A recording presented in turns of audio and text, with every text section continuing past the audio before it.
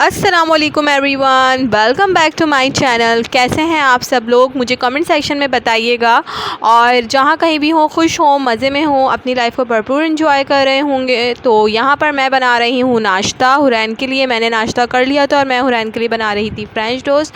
तो अम्मी ने मुझसे पूछा कि खाने में क्या बनाऊँ, तो मैंने सोचा कि मैं बना लेती हूँ खाने में जो भी बनाना है। तो अम्मी कहने लगी कि मटर रखे हुए हैं, मैं जल्दी से छील देती हूँ और फिर जो है मटर पुलाव बना लेना, आलू मटर पुलाव। तो मैंने अम्मी को कहा कि नहीं अम्मी, आप कहाँ बैठकर इतने सारे मटर छीलेंगी, मैं आपके साथ आराम से छिलवा लूँगी, अभी इतना टाइम नहीं है, तो कुछ और बना लेते हैं। तो मैंने की अम्मी से फरमाइश कढ़ी की और बहुत ज़्यादा दिल कर रहा था। और अम्मी के हाथ की कढ़ी तो बहुत ही ज़्यादा मज़े की होती है। तो मैंने सोचा कि क्यों ना अम्मी के घर पर हूँ तो कढ़ी की फरमाइश कर देती हूँ अम्मी से। और मटर का आप लोगों को पता है कि अगर मटर छीलने बैठो तो 1 घंटा आपका कहीं पर भी नहीं गया। तो इस वजह से मैंने जो है अम्मी को अकेले मटर छीलने से मना कर दिया। और एक और बात यह है कि शादी से पहले की बात है, अम्मी ने मुझे कहा कि मेरे साथ मटर छिलवा लो। तो मैंने अम्मी को मना कर दिया कि नहीं अम्मी, अभी मैं थकी हुई हूँ और मैं कोचिंग से आई हूँ, मेरी हिम्मत नहीं हो रही है,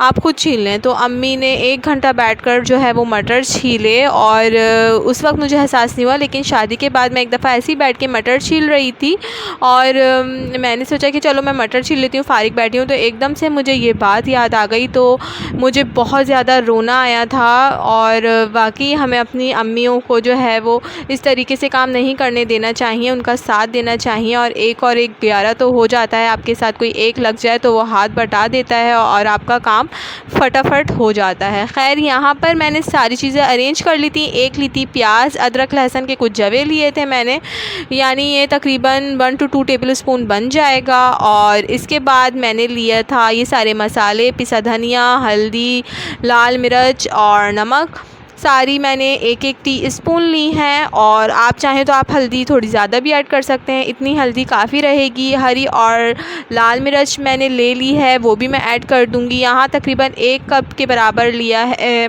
बेसन, मैदा कहने वाली थी मैं, बेसन लिया है। और इन सारी चीज़ों को थोड़ा सा पानी डाल के जो है वो थोड़ा सा नहीं, ज़्यादा सा पानी, तकरीबन जितना ये 1 जग है इतना ही पानी भर के जो है वो ऐड करना है। इसके अलावा बस और कुछ भी नहीं जाएगा, यही सारी चीज़ें जाएंगी। और दही जाएगा तकरीबन 1 कप। और ये सारी जो है ग्राइंडर में जो है वो ग्राइंड हो जाएंगी सारी चीज़ें। यहाँ पर अम्मी ने तकरीबन 1 कप भर के पानी लिया था और उसमें ये वाला जो हमने ग्राइंडर में सारी चीज़ें पीसी थी पानी के साथ, वो भी ऐड कर दिया था। और दही मैं दिखाना भूल गई, दही जो है उसकी जो क्लिप थी वो मिस हो गई कहीं पर, तो वो भी ऐड किया था हमने तकरीबन 1 से 1.5 कप। तो ये सारी चीज़ें जो हैं वो अच्छे से हमने डाल ली। और अब जो है वो मैं ज़रा चमचे से हिला रही हूँ, पका रही हूँ ताकि कोई लम्स ना रह जाएं। और ऐसी बस हमें हल्की आंच पर छोड़ देना है तकरीबन 2 से 3 घंटे के लिए, ताकि हमारी कढ़ी जो है वो गाढ़ी हो जाए। और फिर जब हम देखेंगे कि हमारी कढ़ी में जोश आ गया है, गाढ़ी हो गई है, तो फिर हम भगार की तैयारी करेंगे। और यहाँ पर जो है वो कढ़ी हो रही है और मैं बाकी के काम देख लूँगी और फिर वापस आऊँगी और फिर मैं पकौड़ों की तैयारी करूँगी। तो यहाँ मैं वापस आ गई थी और पकौड़ों के लिए मैंने जो चीज़ें ली हैं उसमें है बेसन, और जो सबसे ज़्यादा मस्ट होता है पकौड़े बनाने के लिए, उसके बाद चाट मसाला है, ज़ीरा है, नमक है, कुटी मिर्च है, और अजवाइन ली थी बिल्कुल ज़रा सी, और सोडा लिया था थोड़ा सा। और यहाँ पर ली है मैंने तकरीबन 1 प्याज ली है और लाल मिर्चें ली हैं, काट ली हैं मैंने इनको पीसेस में। और सारी चीज़ों को मिक्स करके पेस्ट बना लूँगी और फिर पकौड़े जो है वो मैं बना लूँगी। तो आप यहाँ देख सकते हैं कितना प्यारा कलर आया है। और अम्मी भी जो है वो घोटा लगा रही थी साथ में। अम्मी ने कहा कि जो है वो मैं थोड़ी सी तुम्हारी हेल्प करवा दूँगी, तो थोड़ी अम्मी जो है कर रही थी मेरे साथ और थोड़ा मैं कर रही थी। तो कढ़ी का जो था वो ऑलमोस्ट रेडी हो गया था पानी, बस यहाँ पर जो है वो मैं पकौड़े बना रही हूँ। और बस मैं अब थोड़े से पकौड़े पानी में भिगोकर सोख करके मैं कढ़ी में ऐड कर दूंगी।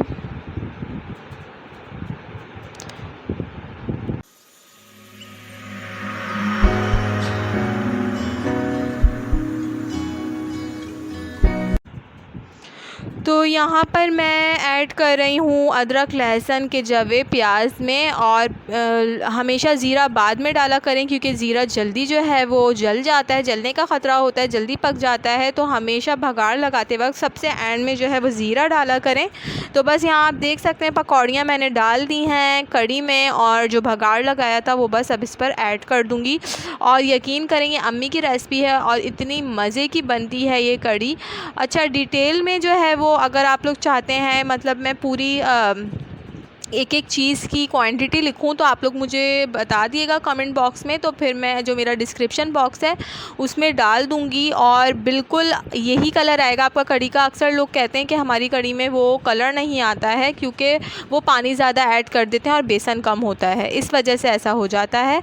तो यहाँ पर मैं आई थी, हुरैन को थोड़ी सी एलर्जी हो गई थी तो मैं हॉस्पिटल आई थी, हमारे घर के पास ही है। तो मैंने उसे दिखा दिया था, कोई ऐसी टेंशन की बात नहीं थी। और रास्ते में हमें नज़र आ गया था चाट वाला, क्योंकि हमारे घर के पास ही जो है वो सुपरमार्केट है, वहाँ पर सब खड़े होते हैं, शवरमा, चाट, गोलगप्पे, फ्रेंच फ्राई, सब कुछ। तो हम लोग यहाँ से अक्सर जो है वो इस तरीके की सेवरी आइटम्स ले लेते हैं। और बहुत ही ज़्यादा दिल भी कर रहा था। और फिर हम लोग आ गए थे बड़ी आपी के घर पे, हमने कहा वहीं पर ही थोड़ा बहुत खाना पीना एंजॉय कर लेंगे, शाम की चाय भी पी लेंगे। तो बस अभी हम लोग बैठ के गपशप कर रहे थे, गॉसिप कर रहे थे और चाय एंजॉय कर रहे थे।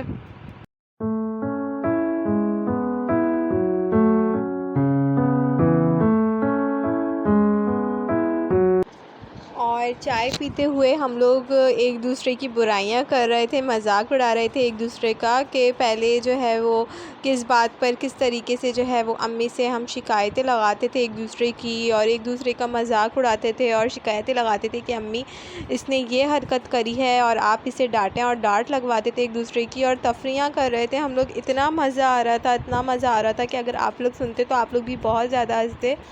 लेकिन मैंने सोचा कि मैं जो ये रियल आवाज़ें रहने दूँ, लेकिन फिर मैंने सोचा कि नहीं, कुछ बातें जो है वो छुपी हुई होनी चाहिए, किसी को बतानी नहीं चाहिए, और इसी में ही जो है वो मज़ा है अपना। तो बस मुझे अपनी दुआ में याद रखिएगा, अपना ख्याल रखिएगा। अल्लाह हाफ़िज़।